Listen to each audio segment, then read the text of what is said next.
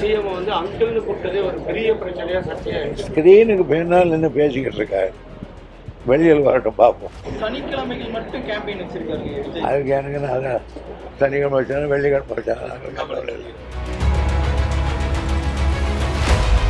நம்ம தமிழ்நாட்டை சேர்ந்த ஒருத்தர் உயர் பதவியான துணை ஜனாதிபதி ஆயிருக்காரு. அதுல நம்மளோட கருத்து என்னது? எனக்கு நம்ம தமிழ்நாட்டை மட்டும் இல்லை, எனக்கு ரொம்ப நாளாக வேண்டிய ஒரு நண்பர். எனவே அவர் அந்த பதவிக்கு வந்திருக்காரு.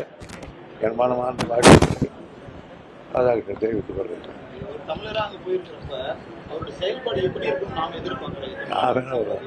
நான் இப்போ செயல்பட்ட பிறகு தான் தெரியும் நான் யோசினா எப்படி இருக்குன்னு சொல்றதுக்கு. இதுக்கு முன்னே இருந்தவங்க எல்லாம் வந்து தமிழ்நாட்டுக்கு எதிரான மசோதாக்கள், இதுக்கு முன்னாடி இருந்தவங்க தமிழ்நாட்டுக்கு எதிரான மசோதாக்களை ஆதரிச்சாங்க, ஆதரவான மசோதாக்களை எதிர்த்தாங்க. அட்லீஸ்ட் இவராச்சு தமிழ்நாட்டு நலன் சார்ந்து செயல்படுவார்னு எதிர்பார்க்கலாங்க. அவருக்கு என்ன தமிழ்நாட்டுக்கு வந்துட்டு போகுது? அவர் மேல்சபையினுடைய தலைவர் அவ்வளோதான். அவரால் இருக்குதா?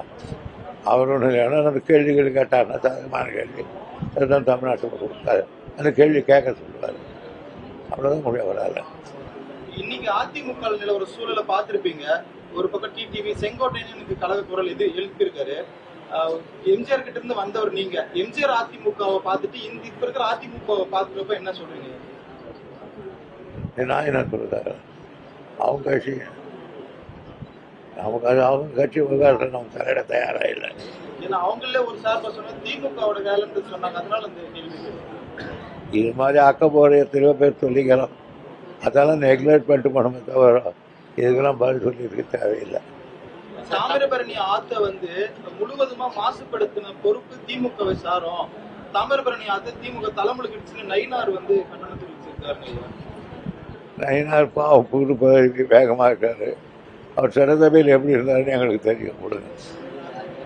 அதே போல எமர்ஜென்சியை குறிப்பிட்டு ஸ்டாலின் அங்கிள் இப்போ வந்து மக்கள் உங்களை அப்பா அப்பான்னு கூப்பிடுறாங்க, இப்போ மக்கள் கதறது உங்களுக்கு கேட்கலையா அப்படின்ட்டு 1977 எமர்ஜென்சியை குறிப்பிட்டு இப்போ திமுக ஆட்சி நடந்துட்டு இருக்குதா தாவேக தலைவர் விஜய் வந்து பகிரங்கமா குற்றம் சாட்டுறாரு. அது கொள்கை எதிரி பாஜக, அரசியல் எதிரி திமுக, இவங்க ரெண்டு பேரையும் நான் அதை கட்டுப்படுத்துவேன் அப்படின்றாரு.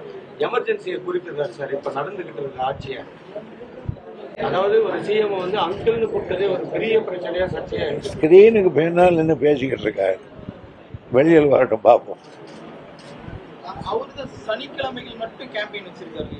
அதுக்கு எனக்கு நான் சனிக்கிழமை வச்சாலும் வெள்ளிக்கிழமை வச்சாலும் எங்கள் பணியை நாங்கள் செய்து வச்சுக்கிறோம்.